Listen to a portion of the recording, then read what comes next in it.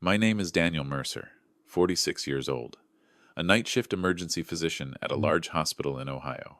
I've seen enough. Multi-car pileups on the highway, a stroke in the middle of a family party, a father holding his blue-faced son and running straight into the automatic doors, only managing to get out one word: help. I thought I had gotten used to every kind of human pain, until that night, 3:12 a.m., the cold cut into my skin, the road wet and black as ink. The pager's alarm vibrated on the nightstand, that familiar dry buzz of this profession. I sprang up by instinct, pulled on my jacket, tied my shoes before my brain had fully woken up. In the kitchen, the small light under the cabinet cast a pale yellow glow onto a mug of coffee gone cold since the evening. I didn't drink it. The night shift doesn't allow you to be slow for even a second. When I stepped through the doors of the emergency department, familiar sounds wrapped around me like a layer of clothing. The heavy rattle of gurney wheels, the steady beeping of vital monitors, nurses calling to each other in voices that were urgent and clipped. The harsh smell of antiseptic stung my nose. Everything was in order. I felt calm. Charge Nurse Nicole swept up, handing me a tablet. Critical case. Female, 30 years old, blood pressure dropping, suspected internal bleeding. Ambulance is 4 minutes out. I glanced quickly at the intake record, and the whole world felt as if someone had turned the volume down. Patient name, Madison Mercer. I stopped short. My chest tightened as if someone had gripped it hard. That name wasn't just a line of text. It was a door that had slammed shut in front of me 5 years ago. Madison, my daughter-in-law. I looked down at the emergency contact. Ryan Mercer, my son. I heard the ambulance siren screech outside, long and sharp like a claw raking through the night. In that instant, I was no longer a doctor. I saw another kitchen, one I had been thrown out of with a cold sentence.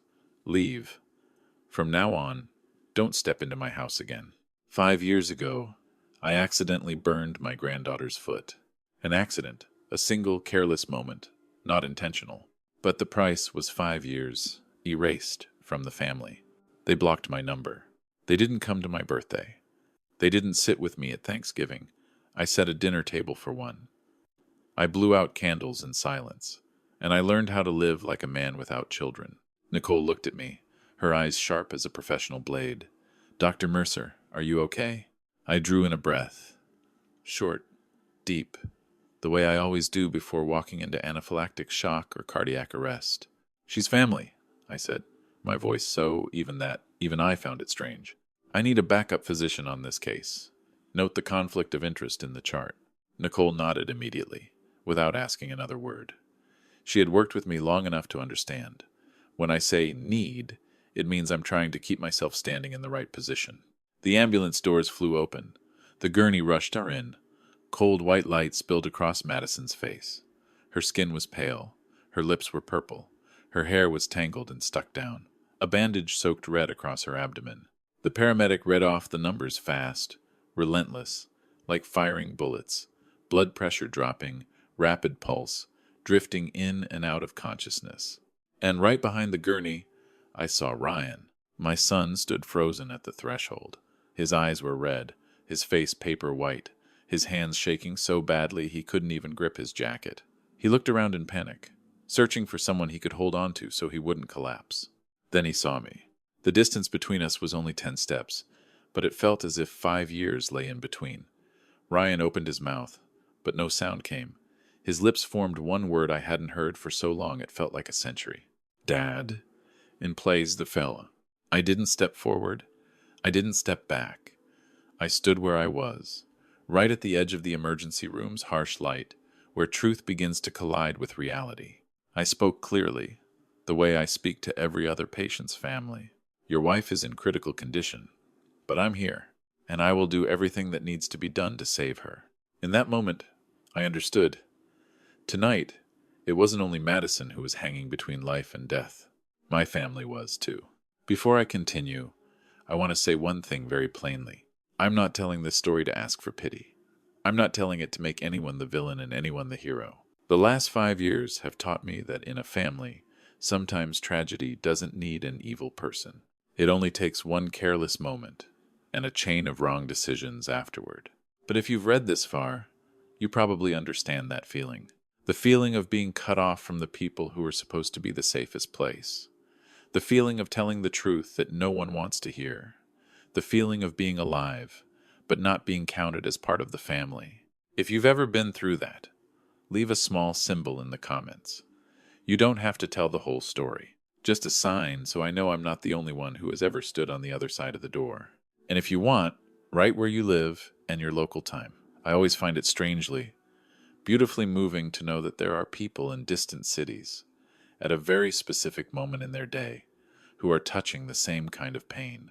Because that night, when I saw Ryan in the emergency hallway, his eyes red, his mouth trembling as he said, "Dad," part of me wanted to rush forward and hold my son, the way a father's instincts demand. But the other part of me, the part that survived 5 years of being forgotten, kept me still. I had to stay still. I had to be a doctor first.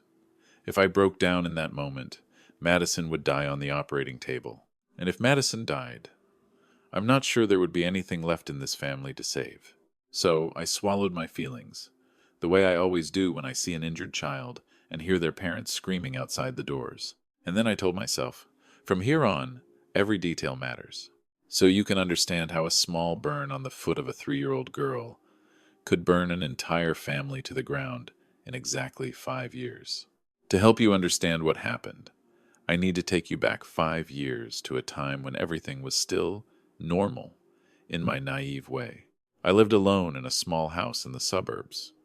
My wife died young from a sudden illness, and since then, I grew used to the quiet.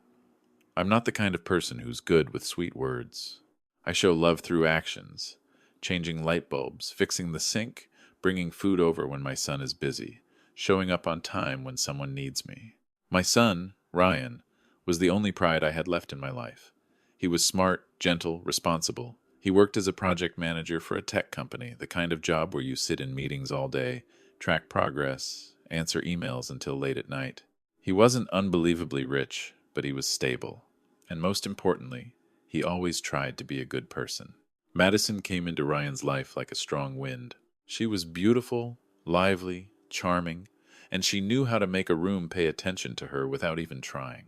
The first time we met, Madison called me Dad so naturally, smiling brightly, placing a homemade cake on the table and saying, "Ryan told me you're very strict, but I think you're actually really cute."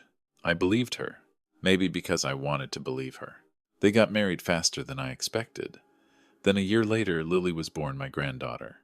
A tiny little girl with big eyes, soft brown hair like silk, and hands that always held onto my finger as if I were the steadiest thing in her world. Try to imagine it. A man who had gotten used to the silence of an empty house, suddenly having a child's laughter calling his name. I don't know how to describe it except this. I felt like I was living again. Ryan and Madison lived about 20 minutes away by car. I went over often, especially when Ryan was stuck at work, or when Madison needed someone to watch Lily so she could run errands, go shopping, or simply go somewhere to breathe for a bit. I didn't complain. I liked being needed. But in that normal, there were small signs I didn't recognize at the time. Madison cared a lot about appearances. She often talked about how other people saw their family. She wanted everything to be just right. Toys had to be put away. Lily's clothes had to match. Meals had to be on time. Photos posted online had to look perfect. Once, I carried Lily outside when the air was a little chilly, and Madison immediately pulled her back inside, her voice not loud, but sharp. "Dad, Lily gets sick easily. That's dangerous." I laughed it off, apologized, and thought she was just worried about her child. But as time went on, I started to feel more like a guest than family. I set a cup down. Madison wiped the table again. I washed dishes. She washed them again. I folded Lily's blanket. Madison adjusted the corners. It wasn't that she hated me. It was more like she couldn't stand anything not being done her way. Ryan was stuck in the middle. He would look at me with that apologetic expression, like, "Dad, please understand." He loved his wife, loved his child, and he believed peace mattered more than arguments. He'd avoided conflict since he was little. I knew that because I raised him in a house with just the two of us, a home where I was sometimes too strict, too quiet, and Ryan learned how to stay silent to keep things calm. I told myself, it's fine.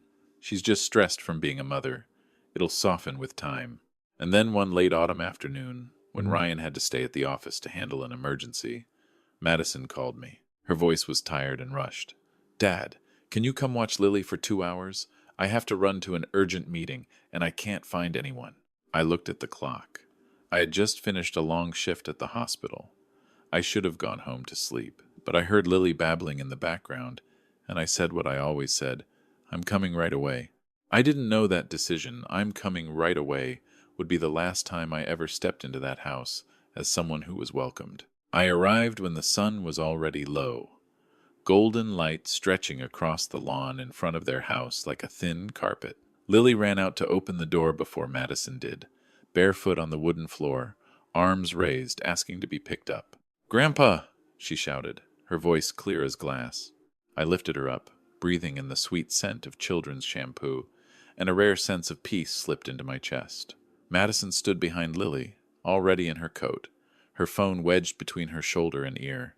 She spoke quickly, giving me a list of instructions like she was reading from a script, what Lily could eat, what she couldn't eat, which shows she was allowed to watch, what time she needed a bath, what time she had to sleep. I nodded over and over. "Yeah, I know." Madison bent down to fix Lily's hair, then turned to me, her voice lower but serious. "Dad, remember, absolutely do not let Lily go near the kitchen. She runs around. I've watched kids my whole life," I almost joked to lighten it, but seeing the tension on Madison's face, I only said, "I'll be careful." The door closed. The sound of Madison's car leaving. The house became much quieter, with only Lily's laughter, the clacking of plastic toys, and the tiny TV playing a cartoon. I sat on the floor and played with her stacking blocks, doing a duck voice making Lily laugh until she nearly toppled over. In those moments, I forgot how tired I was. I even forgot I'd just worked 3 night shifts in a row. Near bath time, Lily started yawning. I carried her into the bathroom. Madison had already set everything up. The small baby tub placed inside the big bathtub. The towel hung neatly. The body wash bottles lined up in a row. Everything in her kind of order. I turned on the faucet. The water came out cold. I turned it toward hot a little. I tested it with my hand and felt warmth. I thought, that's enough. But that enough was wrong. Lily sat on the small plastic stool beside the tub, playing with a rubber duck. I turned my back for only a few seconds to grab the towel from the shelf. Just a few seconds. I swear to you, only a few seconds. And in those few seconds, Lily jumped up, the way children do, faster than any adult can predict. She took one step toward the tub, her foot slipped on the wet floor, and out of instinct, she stuck her foot into the water to catch her balance. Lily's scream tore through everything. Not a whining cry, not a fussy cry. Real pain so real, the blood in my body felt like it turned to ice. I spun around and saw Lily fall back onto the floor. Her right foot pulled up, her face pale, her mouth open in choked sobs. "Grandpa! Grandpa!" Lily screamed, both hands reaching for me. I lunged forward and scooped her up. I looked at her tiny foot and saw the skin blazing red, one spot already starting to swell slightly. My heart dropped straight into my stomach. I didn't freeze. My job doesn't allow that. I immediately put Lily's foot under cool running water, steady, not blasting it.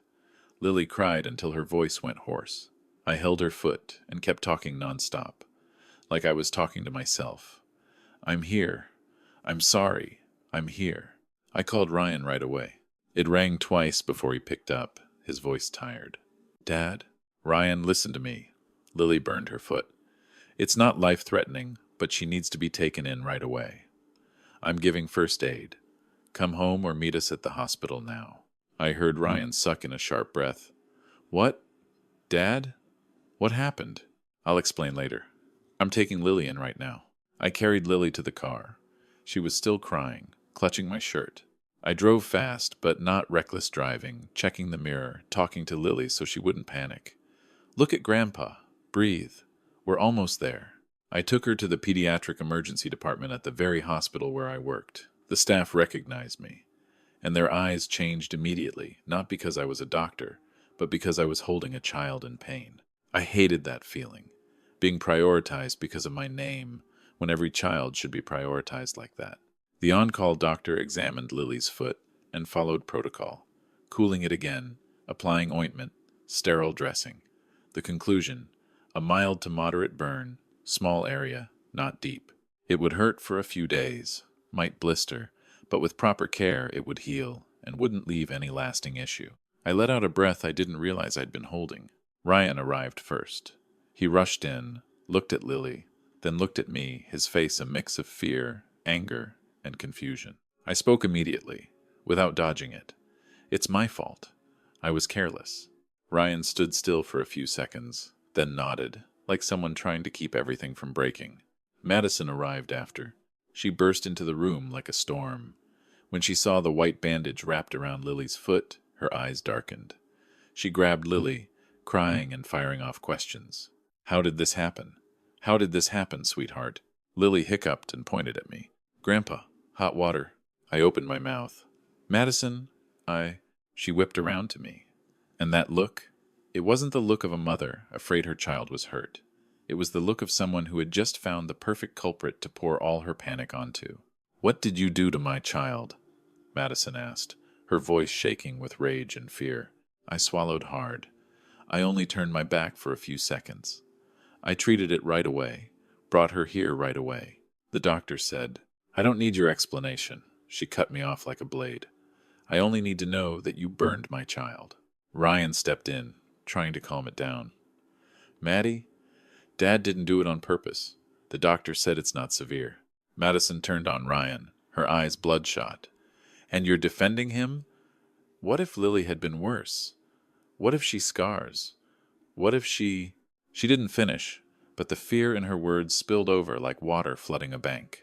I wanted to drop to my knees and apologize. I wanted to say I would rather be burned than Lily. But I also saw something else in Madison's eyes. Judgment already stamped and sealed. Not a conversation, not a misunderstanding, a verdict. And when Madison carried Lily out of the exam room, she didn't look back at me even once. I thought, she needs time. Tomorrow she'll be calm. I didn't know that Madison wasn't looking for time to calm down. She used that time to close every door. That night, I sat in my car in the hospital parking lot for a long time. The streetlights laid a thin, pale sheen across the windshield. I didn't start the engine. I just sat there listening to my heart pound like a small hammer striking over and over against my chest. I had done the right thing. I had given first aid correctly. I had brought my granddaughter in immediately.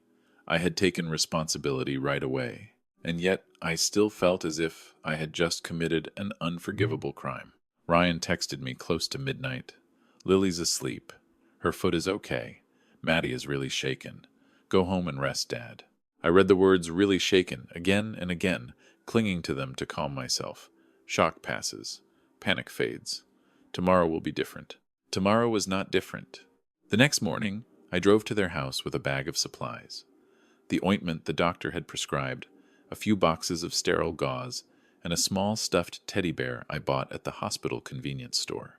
I know it sounds ridiculous, a 46-year-old man holding a teddy bear to apologize, but I didn't care. I just wanted Lily to see me and know her grandpa hadn't disappeared. I rang the doorbell. No one opened. I rang again. And again. Finally, Ryan opened the door, leaving only a narrow crack. He looked exhausted, hair messy, like he hadn't slept all night. He looked at me, then glanced behind him as if he was afraid someone might hear. Dad, don't come in, Ryan said quietly. I froze. What? Ryan lowered his voice even more. Maddie doesn't want it. She said, You're not safe. I thought I'd misheard. Not safe? Ryan, I'm a doctor. I know, Ryan said quickly, his voice trembling. I know you didn't mean it. But Maddie is really tense. She says when she sees you, she panics. And Lily cries when she hears about what happened yesterday. I looked into the house. I saw Lily's toy car in the corner of the living room. I saw her pink jacket hanging on the hook. I saw their life right there behind the door, and I was being blocked like a stranger. Let me see Lily for 1 minute, I said, as gently as I could. I just want to apologize. I just want her to know I love her. Ryan shook his head, helpless. No, Maddie said if you don't leave, She'll call the police. The word police dropped between us like a slap. I couldn't believe it. Me, the man who had rushed Lily to the ER, who had been in that pediatric exam room just yesterday being threatened with the police if I stepped into my own son's home. I gripped the bag so hard the handle dug into my hand. I nodded. Not because I agreed, because I didn't want to put Ryan in a worse position, and I didn't want Lily to witness a struggle at the front door. Fine, I said. I'll go. But tell Maddie I'm ready to talk any time. And tell Lily. Her grandpa loves her. Ryan looked like he wanted to say more, but in the end he only gave a small nod. The door closed. I stood on the porch for a few more seconds, looking down at the teddy bear in my hand, feeling ridiculous and pathetic at the same time. Then I turned away. That was the first day. The next 5 days became a stretch of time I will never forget, not because something huge happened, but because those were 5 days. I tried every possible way to prove I was still family, and was pushed outside with very decisive, very final motions. Day 1. I called Madison. No answer. I texted, I'm sorry. I want to meet to apologize in person and agree on how to care for Lily. No reply. Day 2. I called Ryan. Ryan answered, his voice hoarse. Dad, I'm at work. I heard Madison's voice in the background, even though she wasn't speaking to me directly. Don't let him manipulate you. Ryan was silent for a long time, then whispered, Dad, don't call anymore. Maddie is monitoring my phone. Day 3. I emailed both of them and attached the hospital paperwork. Diagnosis, care instructions, follow-up schedule. I wrote clearly, I take responsibility for my part. I'm only asking for one conversation so this doesn't turn into hatred. No one replied. Day 4. I wrote a handwritten letter, put it in an envelope, and wrote on the outside, for Lily, when she's old enough to read. I sent it, express. I knew they might never open it, but I wanted at least one thing to exist outside blocked calls. Day 5. I asked my sister, Carol, to call Ryan. Carol was the only person in the family who still spoke to both sides. She called me afterward, her voice heavy. Dan, they don't want to hear it. Maddie talks like you're a danger. Ryan, he doesn't dare to argue. I tried one last time. I drove to their house. Didn't step onto the porch. Just stood at the bottom step and asked Ryan to come out so we could talk like two men. Ryan came out, tense, avoiding my eyes. I looked at my son, the boy who once held my hand walking through the cemetery the day his mother died, who once leaned against me to watch baseball on the couch, who once said, Dad, you're my home. I said, Do you believe I didn't do it on purpose? Ryan swallowed. I believe you. Do you believe I would hurt Lily? Ryan shook his head, eyes red. No. Then why are you letting her treat me like this? Ryan closed his eyes for a second. When he opened them, there was no anger left, only fear. Because if I go against Maddie right now, I'm afraid she'll take Lily and leave. And then I'll lose my child. The way you're losing your granddaughter. That sentence squeezed my throat shut. I understood. I hated the truth, but I understood. Ryan wasn't betraying me because he hated me. He was betraying me because he was weak, and because he was afraid. I wanted to say 100 things, but in the end, I could only say one. I'm not here to take anyone away. I just want to be in Lily's life. Ryan looked at me, his lips shaking. I'm sorry. Then the front door swung open. Madison stood there, one hand gripping the door frame as if she were guarding territory. She didn't shout. She didn't make a scene. Her voice was calm in a way that was terrifying. Leave, Madison said. If you show up again, I will file for a restraining order. A restraining order. A legal phrase cold, emotionless like a stamp across my forehead. Dangerous, to be removed. I looked at Madison. I wanted to say, I'm her grandfather. I wanted to say, I brought your husband into this world. I raised Ryan into the man he is. I wanted to say, you have the right to be angry, but you don't have the right to erase me. But I also saw Lily behind Madison, peeking from the hallway. She looked at me with wide eyes, the white bandage still wrapped around her foot. She wasn't crying. She was only staring, like she was trying to understand why Grandpa was standing outside the door. I didn't want Lily to remember me through shouting. I set the bag down on the step. I put the teddy bear on top. I spoke to Lily, very softly, The way you speak to a frightened bird. Lily, I'm sorry. I love you. Then I turned and walked away. I didn't call again that day. Not because I loved them any less, but because I was starting to understand. Some people don't need the truth to decide. They only need a reason that looks good enough to justify removing you from their life, something they may have wanted to do for a long time. And Madison had just been handed a perfect reason. I thought after those 5 days, the storm would settle. I thought my daughter-in-law would soften once Lily's foot healed. I thought Ryan would step in to mediate when things weren't so tense. I thought all we needed was time. But time doesn't heal when people use it to build walls. The first week, I still had hope. I texted Ryan every night with a short message. How was Lily today? At first, Ryan replied here and there. She's okay. She's in less pain. Then the replies got shorter, colder. By the third week, there was only silence. In the first month, I sent a small card to Lily. I didn't write much, just one line. Grandpa is thinking about you. The card was returned. The envelope was untouched, a bright red postmark stamped across it. On the front, there was a line written in black ink, the strokes sharp and heavy. Refused. I stared at the word refused for a long time. It reminded me of the way people reject damaged goods, not the way people reject a human being. Then my birthday came. I'm not the kind of person who cares much about birthdays. But that year, Carol insisted on taking me out to dinner. She said, "You can't be alone today." I agreed to put my sister's mind at ease. We sat in a small restaurant. Carol brought a tiny cake with exactly one candle.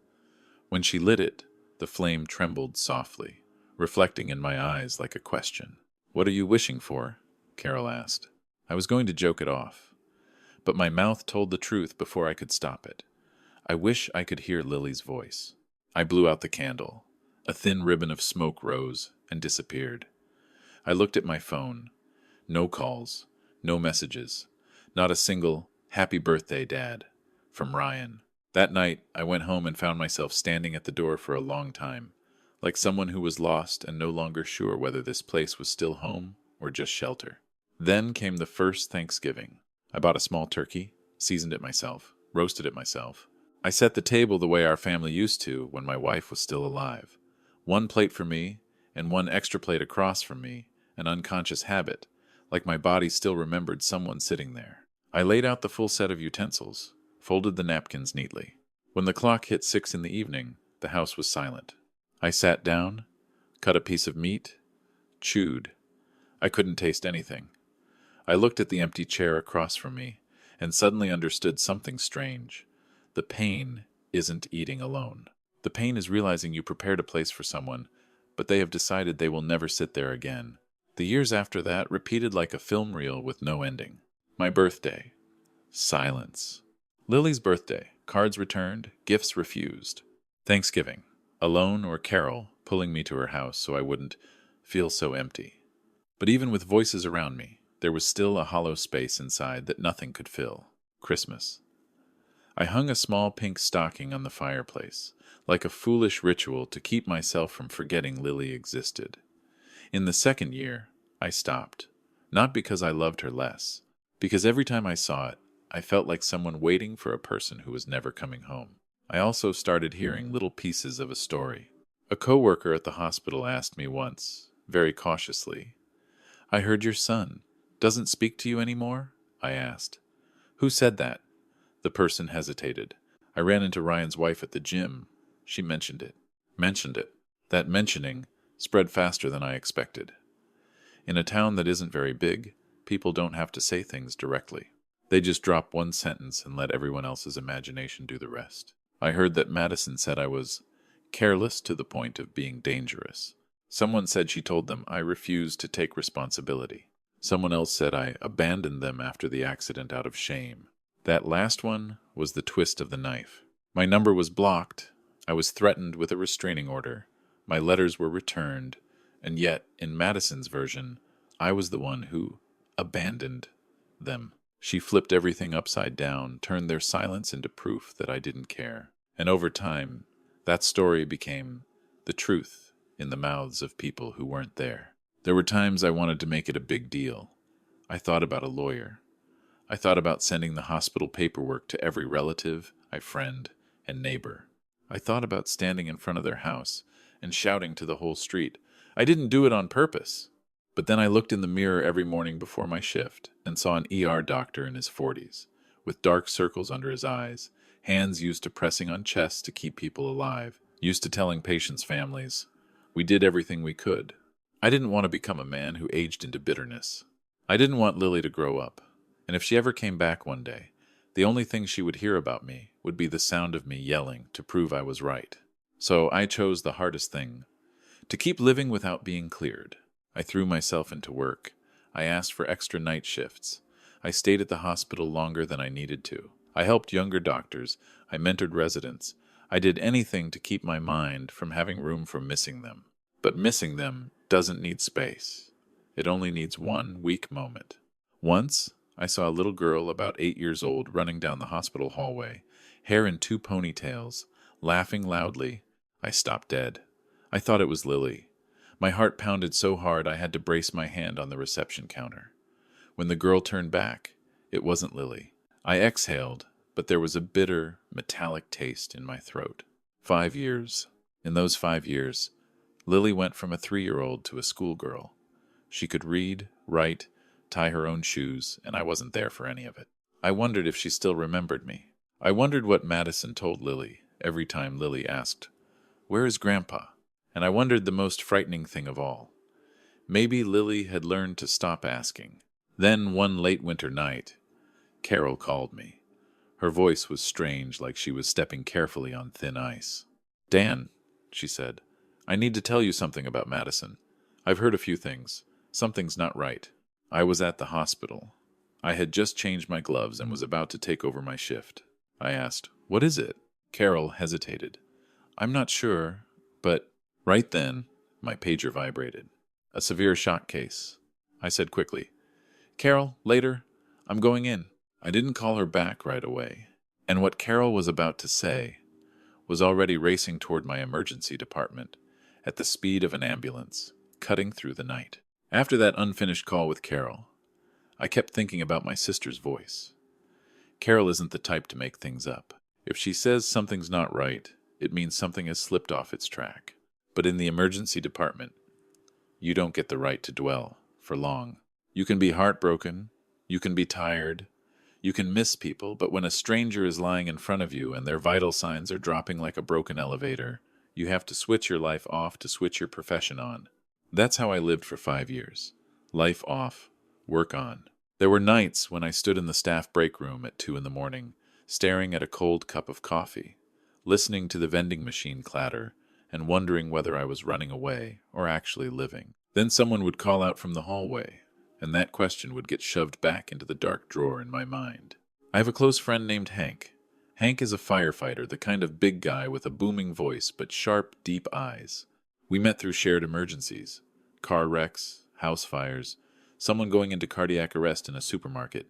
Hank once pulled me away from the scene of an accident where a child didn't make it, because I was standing too long, too silent, like I'd frozen in place. One night, after a long shift, Hank sat beside me on the steps behind the hospital, where the wind moved through leafless trees.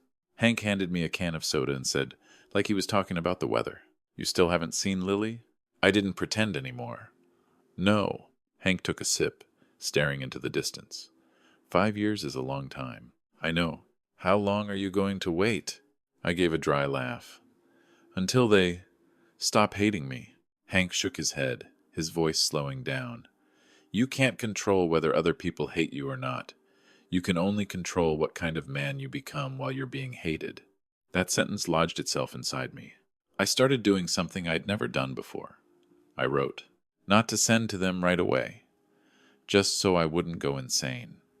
Every month, I wrote a letter to Lily and kept it in a box in my dresser drawer. I wrote about things she might like, about snowfall, about the neighbor's dog, about a butterfly landing on the break room window, about how a heart pounds when people are afraid, and how it settles when they're held. I also wrote things Lily couldn't understand yet, but might when she was older. That Grandpa made a mistake in one moment, but he never meant to hurt her. That he apologized. that he stood outside the door and heard them say he was not safe. And he left not because he agreed, but because he didn't want Lily to see hatred. When I finished writing, I felt a little lighter, as if, at the very least, my truth still had somewhere to exist, even if no one read it. I also started taking care of myself in more practical ways. I adopted a dog from a rescue shelter, an old dog, pale golden fur, gentle eyes, a little lazy. I named him Charlie. Charlie didn't ask why I was lonely. He just lay by my feet every night, breathing steadily, like a reminder that there was still life in the house. And I got better at my job. Not the flashy kind of better, the kind that comes from learning how to stay calm while you're burning inside. I was put in charge of training new young doctors coming into the department. I taught them how to see a patient not only with their eyes, but with accumulated intuition, how to recognize internal bleeding even when someone looks still okay on the outside, how to hear real panic inside the words, "I'm fine," how to speak to a patient's family with kindness, without planting false hope. There were days I was exhausted down to the bone, but when a new nurse said, "Dr. Mercer, I learned so much today," I could still feel that I mattered somewhere, just in a different place, not at a family dinner table. Sometimes Carol would still update me with a few scraps of information, like someone carrying a lamp through a tunnel. Lily is so big now. Ryan still works at that company. Madison is still the same. I didn't ask for details. I was afraid that if I asked, I would hear things that would make it impossible to breathe. But I also never stopped imagining. How tall was Lily now? Did she like drawing? Did she still laugh loudly, like she did when she was little? And in my weakest moments, I thought about the cruelest part of being cut off. It doesn't kill you right away. It drains you a little at a time, through days without calls, holidays without your presence, photos you never get to be in. I had almost accepted that this would be my life. A life as a good doctor, a life as a grandfather, only in the faint memory of a child. Until the night my pager vibrated, and I saw Madison's name on the intake screen. The night everything I tried to forget came back in a single line of text, and I walked into the emergency department with two roles layered over each other, like two heavy coats, doctor and the one who was left behind. At that moment, I didn't know how much I would be able to save. I only knew one thing for sure. If I let my emotions control my hands, someone would die. And I had already lost enough. The emergency pager led me like a rope, pulling straight into the eye of the storm. Nicole handed me the tablet again, but this time I had already seen Madison's name. I didn't need to look again. I just needed to keep my voice from shaking. "Where's the backup physician?" I asked. "Dr. Marcus Shaw is on his way down," Nicole replied immediately. "I documented the conflict of interest, per your request." I nodded. I was grateful Nicole didn't ask, "Who is this?" No curiosity, no judgment. In the emergency department, kindness sometimes looks like not forcing someone to explain while they're trying to stay upright. The gurney was pushed straight into the critical bay. Madison lay on it like someone the sea had swallowed and spat back out. Cold skin, pale face, ashen lips.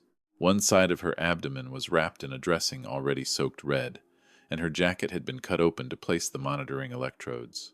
The paramedic rattled off the report fast, like a drumbeat. Motor vehicle collision, side impact, worsening abdominal pain, syncope in the rig, hypotensive, tachycardic, suspected internal bleeding. I heard every word, but another image flashed in my mind. Madison standing in the doorway 5 years ago, gripping the frame, her voice calm and sharp. "Leave." Same person, same coldness. I forced that image down. 2 large-bore IVs. I ordered. "Call the lab to prep blood. Bedside ultrasound now. Continuous blood pressure monitoring." My hands moved automatically, like they'd practiced this 1,000 times. Gloves, stethoscope, eyes on skin, lips, fingertips, ears on lungs, heart sounds. My mind calculated fast. Blunt abdominal trauma, hypotension, possible splenic rupture, liver laceration, vascular injury. Madison groaned, her eyes cracking open into a narrow slit. She couldn't focus. The pain meds and shock made her gaze drift like she was swimming through fog. "Pain," she rasped, the word gritty like sand. "I know. I said doctor's voice, not father-in-law's. You're in the hospital. We're going to help you. The word we was a lifeline. It reminded me I wasn't alone. This wasn't revenge or confrontation. This was an emergency. Ryan appeared at the bay entrance, stopped by Nicole exactly as protocol required. He surged forward like a man running in a dream, eyes wild. "Let me in. I'm her husband," Ryan shouted. Nicole kept her tone firm but not cruel. "You need to stay outside. The doctor is working. We'll update you." Ryan stared through the glass, saw Madison, and then saw me. For a moment, I could see the conflict on his face. Part of him wanted to cling to me the way he used to as a boy. Another part feared his wife. Another part feared everything collapsing. I turned to Nicole, speaking quickly but clearly enough to be in order. "Let him in for 1 minute. He stands at the foot of the bed. No touching. No interference." Nicole hesitated for half a second, then nodded. She opened the door, guided Ryan in, and placed him where I indicated. Ryan stood like a statue, fists clenched, eyes locked on his wife. "Mad, babe," Ryan said, his voice breaking. Madison didn't respond, only groaned. She turned her head slowly, like she was trying to find the source of the sound. Her eyes drifted past Ryan, then up to my chest, to the name badge on my coat. I saw her eyelids flicker once, then again. I knew that moment would come sooner or later, but I didn't think it would come under cold white lights and constant beeping. Madison stared at the name on my badge, looked up at my face, then looked down again like she couldn't believe it. She tried to speak, but her throat was dry. Finally, she forced out a blurred sound, half question, half disbelief. "You?" I didn't answer that. Not because I was denying it, because I refused to let it change the rhythm of what had to happen next. "You're losing blood," I said, still in a clinical tone. "We need to identify the source and control it immediately." Dr. Marcus Shaw walked in right then. He looked at me, looked at the chart, and read the whole situation in a single, seasoned glance. "Dan," he said quietly, "I'm here." I nodded, feeling like a stake had just been driven into the ground for me to hold on to. "Marcus, thank you. Conflict of interest is documented. Your backup if needed. You take over." Marcus didn't ask anything else. He just stepped into position, watching, ready. The bedside ultrasound showed a pocket of free fluid in the abdomen. I saw the dark collection on the screen and knew immediately, internal bleeding. It was no longer a suspicion. "Prep transfusion," I said. "Call surgery. Alert the OR to stand by." Ryan heard the word surgery and went ghost white. He took a step forward on instinct, then remembered the rules and froze. "Doctor," Ryan looked at me, choking on the words. "Please, save her." I looked at my son. I wanted to say, "I'm trying." I wanted to say, "I never stopped trying." But in a resuscitation bay, words have to be short and exact. "I will do everything necessary," I said. "But you need to do one thing for me. Step outside now. Sit down. Breathe. And if anyone asks who the emergency contact is, answer clearly. Don't let us lose time." Ryan nodded over and over like a drowning man grabbing a rope. Nicole took him back out. I turned to Madison. Her blood pressure kept dropping despite fluids. I ordered blood to run faster. In my head, a clock ticked.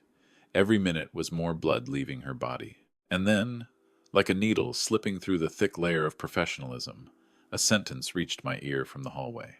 Ryan's voice hoarse, speaking to someone, maybe intake, maybe security, but sounding like he was speaking to the whole world. "She's everything to me. Please, don't let her die."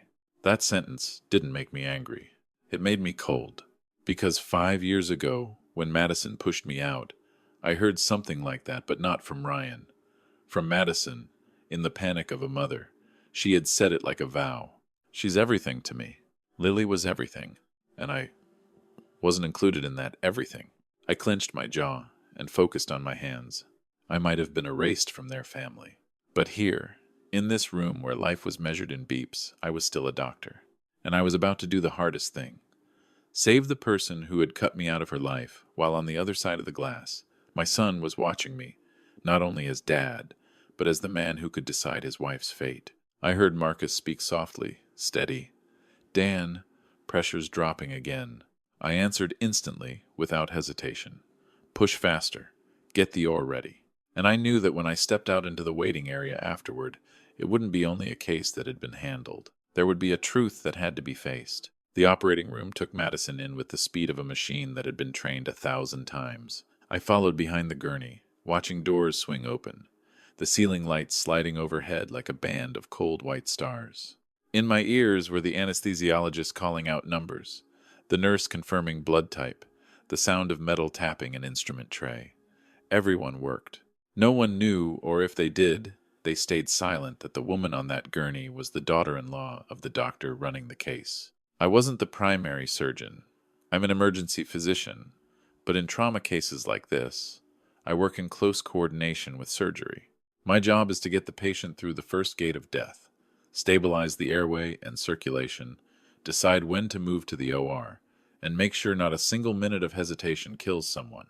The surgery lasted nearly 2 hours.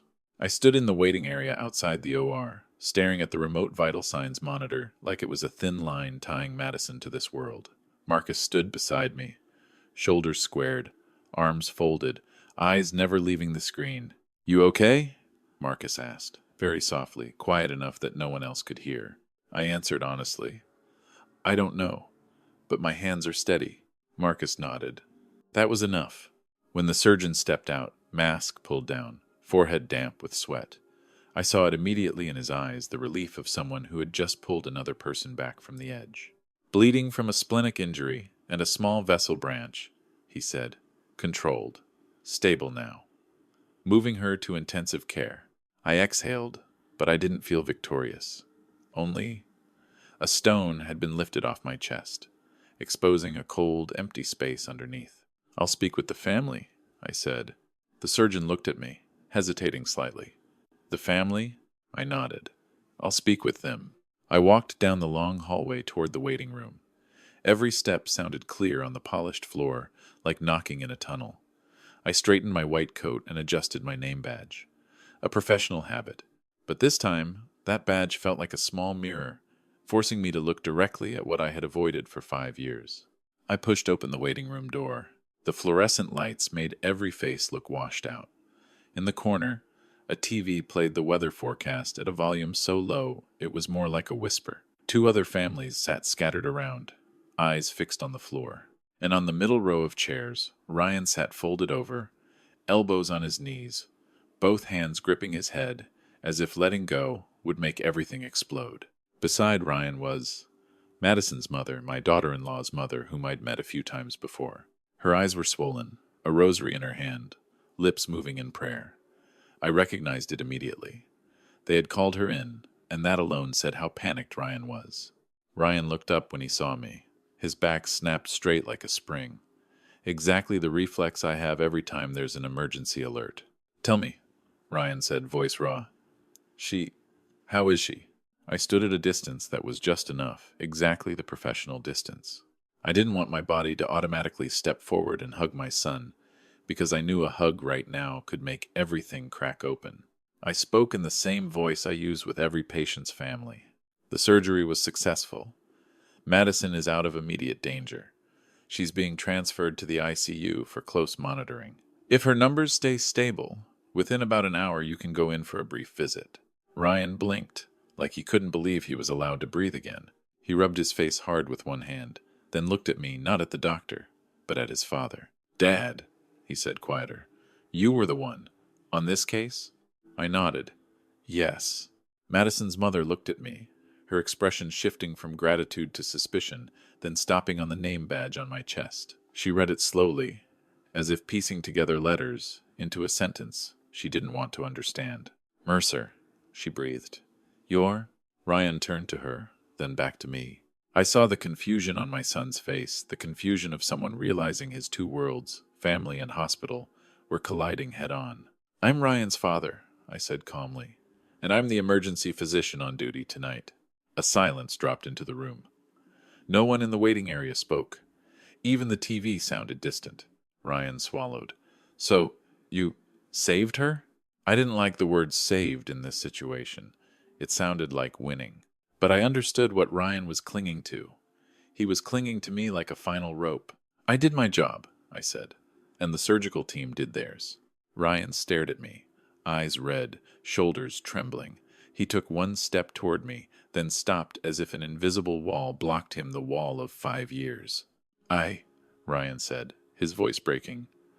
I don't know what to say. I looked at my son for a long time. In my mind flashed the days I stood outside their front door, the bag handle biting into my hand, hearing Madison say, "Restraining order." Flashed the Thanksgivings alone, the birthday, with a single candle, the letters Lily never read. I wanted to ask, "Do you remember?" I wanted to ask, "Do you know what you've done?" I wanted to ask, "Do you understand what those 5 years took from me?" But I didn't ask. I only said slowly and clearly, like setting down a brick, "Right now, what matters is that Madison lives. Everything else, we'll talk about later, when everyone is calm enough to hear the truth." Ryan nodded, tears falling silently. Madison's mother stood and stepped closer to me. She looked at me like a stranger who had done something significant, but she didn't know where to place it inside the story she had believed for 5 years.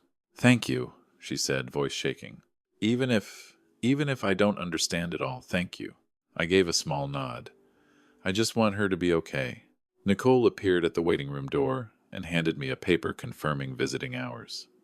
She glanced past Ryan, then at me, her eyes holding all the questions. She didn't speak. I turned to Ryan and said one last thing before I left. "You'll be able to go in, but listen to me. Madison just came through a major case. She needs quiet. And you need to prepare yourself. Because when she's fully awake and sees me, there will be questions you can't avoid." Ryan looked at me, eyes wide. "Do you think she'll—" I didn't answer with a prediction. I answered with the simplest truth. She will have to face what she did. I stepped out of the waiting room. The door clicked shut behind me, but inside me, I heard a different sound. The sound of an old door, 5 years ago, slamming shut, and the sound of another door tonight, cracking open not because someone loved me, but because the truth had walked in with me, standing straight, name badge clearly visible, unable to be blocked, unable to be returned like an unopened envelope. I went back to the emergency department to finish paperwork and hand off the case, but my mind wasn't there anymore. In the small gaps between consult calls and signature pages, I kept staring at the clock like someone waiting for an explosion. Not an explosion of blood or monitor alarms. An explosion of truth. About 45 minutes later, Nicole hurried over to me and lowered her voice. "Madison is more awake. ICU is allowing a short family visit." I nodded. My heart gave a sharp sting. I looked down the hallway leading to intensive care, where the lighting was softer but the air felt tense in a different way, tense with unspoken sentences and regrets that hadn't yet taken shape. Before I go up, I want to pause for a beat, because this is the point where, if my story is your story, you'll understand. What do you think Madison will do when she wakes up and sees me? 1. She'll tell the truth, admit everything. 2. She'll cling to the old story like a life preserver. 3. She'll play the victim, cry, and shove the responsibility onto someone else. If you've ever met the type of person who turns every mistake into their own wound, you know the answer. I stepped into the ICU hallway, just as Ryan and Madison's mother were coming out of the elevator. Ryan saw me and stopped. He wasn't panicked like before, but there was something new in his eyes, tight as a drawn string. "Dad," Ryan said, then hesitated. "Dad, are you going in?" I answered. "I'll go in as the physician responsible for last night's emergency intake and initial monitoring, but I'll follow procedure. I don't want anyone saying I'm taking advantage of the situation." Ryan nodded, but I saw his hand tighten. He knew what I was guarding against. We reached the ICU room door. A nurse opened it and reminded us quietly, "Only 2 people in, 10 minutes. The patient just woke up, no agitation." Ryan went in first. Madison's mother followed. I paused for half a beat, like tying my shoes before a long run. I took a breath. Then I went in. Madison lay in the bed, still pale but with some color back. IV lines ran into her arm. The monitor beeped steadily. The abdominal dressing had been changed cleaner now. She stared up at the ceiling, as if trying to remember where she was. When she heard the door, Madison turned her head slowly. Her eyes found Ryan first, then her mother. like someone checking what she was still anchored to. Then that gaze landed on me. For a moment, everything stopped. I saw recognition sweep across her face like a chill, from surprise to panic, then to calculation. "No," Madison rasped, her voice hoarse. "No. Why are you here?" Ryan stepped closer, his voice both tender and firm. "Maddie, my dad was the doctor on duty last night. Madison shook her head, eyes wide, then snapped her gaze to me as if I were something that shouldn't exist in this room. "I don't want you here," she said. "You don't have the right. I have the right to be a doctor." I cut in, very gently, but not allowing her to drag the story into emotion. "And I did my job. You're out of danger. I'm here to update your condition and give follow-up instructions." Madison swallowed hard, her eyes darting fast as if searching for an exit. Then she did exactly what I had predicted. She started crying. But it wasn't the kind of crying that comes from pain after nearly dying. It was the kind with rhythm, with emphasis, like flipping a familiar switch. "See?" Madison turned to Ryan, her voice trembling. "See what he's doing to me? He's showing up here to humiliate me." I almost died, and Ryan stood still. I saw his face tighten. He looked at Madison, then at me, like he was being pulled from both ends. Madison's mother immediately stepped in, stroking her daughter's hair, frantic. "Calm down, Maddie. You just had surgery." Madison blinked rapidly, tears running, but her mouth kept moving smoothly. "I'm scared.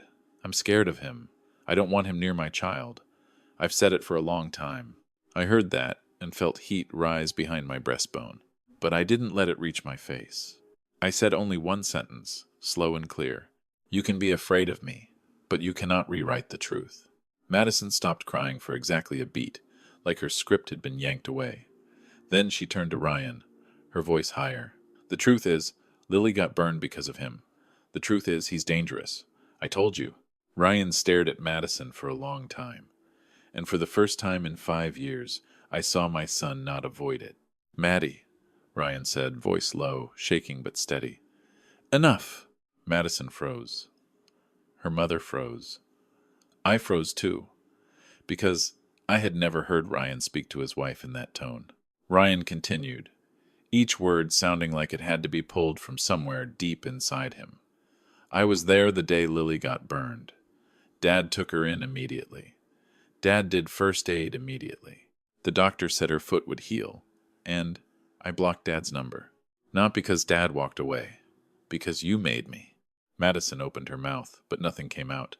Tears still fell, but now they were the tears of someone being stripped bare.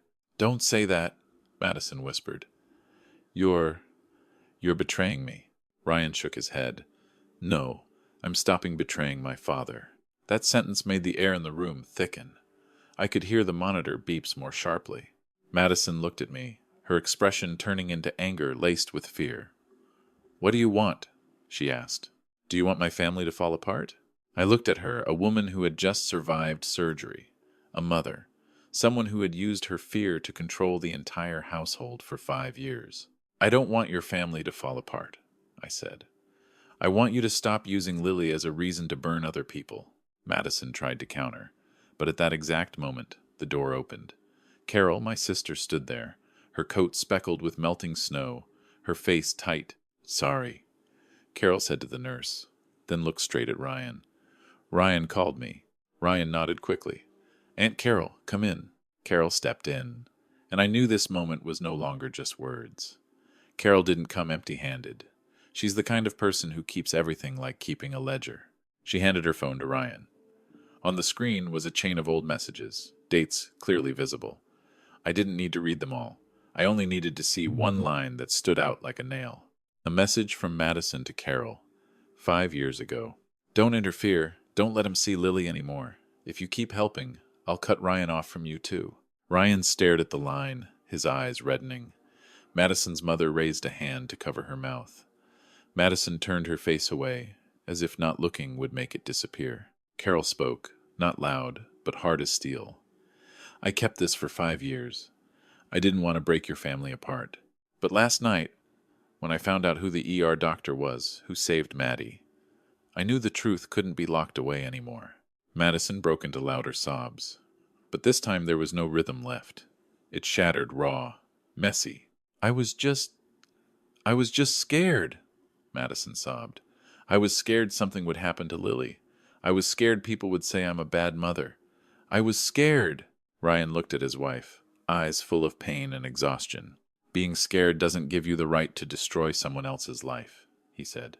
I stood still, listening to my son say the things I had waited 5 years to hear. But I didn't feel triumphant. I only felt late and heavy. The nurse reminded us gently, visiting time is almost over. The patient needs rest. I took one step forward, not too close. I looked at Madison, my voice calm like a conclusion, not a threat. Today you're the patient. I will make sure you receive proper care. As for the family, there will be another conversation, somewhere else, when you're well enough to listen and speak like an adult. I turned to Ryan. Take her mother home to rest. And Ryan, tonight, if you can, call Lily.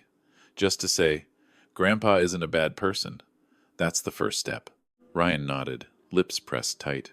I walked out of the ICU room.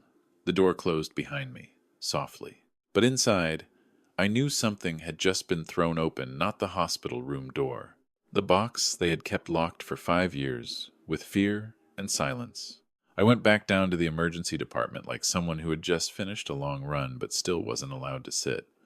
People often think that after you save a critical case, you'll feel relief. But there are cases where what you save is only the body. Everything else, the relationships, the years, the unsaid words, sits outside your skill set. Marcus was waiting for me at the nurse's station. He took one look at my face and understood. Are you okay? He asked. I'm still standing, I said. Marcus nodded and gave my shoulder a light pat. No long advice. Sometimes a well-timed touch is worth more than a lecture. It was nearly morning. My shift ended at 7, but I stayed late to finish the documentation, sign the conflict of interest notes, and make sure everything was done by the book. I didn't want anyone later saying I'd done something questionable. If my family was going to be rebuilt, it had to be rebuilt on solid ground, not on impulsive emotion. Around 8:30, Ryan called me. Not a text, a direct call. I stared at his name on my screen, and my heart tightened the way it does the first time you hear your child's voice after a long silence. I answered. Dad, Ryan said. His voice was rough, like he'd been crying or talking too much. Dad, can I see you? Not at the hospital. Somewhere. Quiet. I could have said yes immediately. Part of me wanted to say yes so badly it hurt. But another part, the part that survived 5 years of being erased, had learned that if you open the door too quickly, people walk in with muddy shoes and step on everything you just cleaned. I said slowly, yes. But I'm telling you now, don't expect me to act like the last 5 years never happened. Ryan was silent for a few seconds. Then he said, I don't dare to.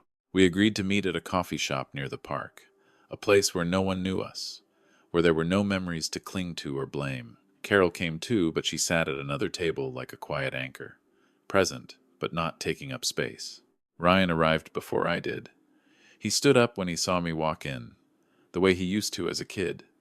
Old habits hadn't died, they'd just been covered in dust. Dad, Ryan said, and his voice broke on that word. I'm sorry. I sat down and placed both hands on the table. I didn't rush to answer. I let that sorry sit between us for a moment, like something that needed to be examined carefully. Then I said, very calmly, I believe you regret it, but I also need you to understand regret doesn't give me back 5 years. Ryan lowered his head. I know. I looked straight at my son. I'm not here to scold you. I'm here to set conditions. Because if we just say sorry and hug, it'll be beautiful for one day, and then it'll break again the next. Ryan lifted his eyes, red-rimmed. Tell me. I took a breath. I'd been thinking about this since the day I stood outside their front door 5 years ago, my bag handle cutting into my hand. I'd thought about it during lonely Thanksgivings. I'd thought about it in the letters I wrote to Lily and locked away. What I needed wasn't a touching moment. I needed a structure. First condition, I said. You have to stop letting anyone block me from Lily by any means. I'm not telling you to get divorced or do anything extreme, but I'm saying this clearly. Lily is not a hostage for anyone to use to control other people. You are Lily's father. You are responsible for protecting her right to be loved. Ryan nodded, but I saw him swallow hard. I understand. Second condition, I continued. Madison has to tell the truth. Not to the whole world, but at least to the people she lied to. Her mother, Carol, and most importantly, to Lily, in an age-appropriate way. I don't want Lily growing up believing her grandfather is a bad man. Ryan bit his lip. Maddie, it'll be hard. I held his gaze. Hard doesn't mean impossible. Ryan nodded more firmly, like he was forcing himself into it. Third condition, I said, my tone steady. You two need a neutral third party. Family counseling. Not because I want to fix anyone, but because after 5 years, we don't know how to talk like family anymore. Every sentence can turn into a knife. A professional can help us stop cutting each other. Ryan exhaled, then nodded. I'll set it up. Fourth condition, I said. Seeing Lily will follow a gradual plan. Not one big hug and a photo posted online like nothing happened. I want to start with short visits, with you there. An hour at the park, ice cream once, then we build from there. Lily needs to feel truly safe, not dragged back and forth by adults. Ryan looked at me, and for the first time in the meeting, something in his eyes softened. You're still putting Lily first. I nodded. Lily is the reason I didn't turn into a bitter man. I paused, then said the last thing, the hardest thing to say to your own child. And the fifth condition is about me. Ryan blinked. About you? I'm not stepping back into your lives just to be thrown out again, I said, my voice not loud but every word heavy. If you want me back, you have to accept that I have boundaries. There are things I will not tolerate hearing anymore. There are ways of being treated I will not accept anymore. If someone says you're not safe without reason, I will stand up and leave. And that time might be the last time. Ryan looked like he'd been hit. Then he nodded very slowly, eyes wet. You have the right. I watched my son, and inside me, something felt like a rope pulled too tight for too long, finally loosening just a little. Not because everything was fixed, but because for the first time, Ryan wasn't asking me to come back with sweet words.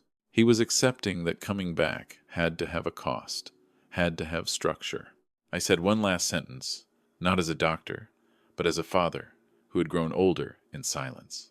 I'm not closing the door, but I'm the one holding the key. Ryan sat there, his shoulders shaking, and then he whispered, I'll do it, I swear. I didn't say, I believe you. I only nodded. Because after 5 years, trust doesn't return through promises. Trust returns through actions repeated again and again on the most ordinary days. That Sunday, there was light snow falling, the kind that doesn't have time to turn the road white, only enough to make everything look like someone laid a thin layer of silence over it. I woke up early, not because of my ER shift routine, but because I couldn't sleep. Charlie was at the foot of the bed. He lifted his head to look at me, gentle-eyed, his tail giving a small wag, as if reminding me that there was still a living being in my house waiting for me. I made coffee and stood watching the steam rise. Then I opened the kitchen cabinet. I took out 4 plates. My hand paused on the 4th one, as if my brain wasn't used to that number. For 5 years, I had set the table for 1 person, 2 at most, when Carol came over to eat with me. 4 plates was something I hadn't dared to do, because it felt like calling a ghost back home. The doorbell rang. I stood still for a beat, listening to my own heartbeat. Then I walked over and opened the door. Ryan stood on the porch, holding a paper bag like he'd grabbed something in a rush. Madison stood beside him, paler than usual, still weak after surgery. And behind their legs, Lily peeked out taller than I expected, hair neatly tied back, her eyes still as big as when she was little. But her expression was different now, curious and cautious at the same time. Dad, Ryan said, his voice rough but steady. Can we come in? I looked at Madison. She didn't speak. She only nodded very slightly, like someone learning how to admit something without turning it into a performance. I opened the door wider. Come in. The coffee's just finished. Lily stepped in first, looking around my house as if she were entering a place from a story. She stopped when she saw Charlie, then giggled. A dog! Charlie came over, sniffed her hand, then lay down right at her feet, so well-behaved it made my throat tighten. Madison stood in the doorway, gripping the bag of pastries. I didn't say, I forgive you. I didn't say, "Everything's okay." I only pointed to the dining table. "Lily, can you help Grandpa set the napkins?" I asked. Lily nodded eagerly and ran over. She looked at the 4 plates and counted quietly, her lips moving. Then she looked up at me. "4," she said. "Yeah," I replied. "4. We start here." Ryan pulled out a chair. Madison set the bag down on the table, awkward, like someone who didn't know where to place her hands in an unfamiliar room. I looked at them, then at the empty chair at the end of the table, the chair I had gotten used to staring at in silence for 5 years. Today, it wasn't empty anymore. Not perfect, not complete, but present. And for me, sometimes, truth matters more than something looking beautiful. If you were me, would you open the door? And how wide would you open it?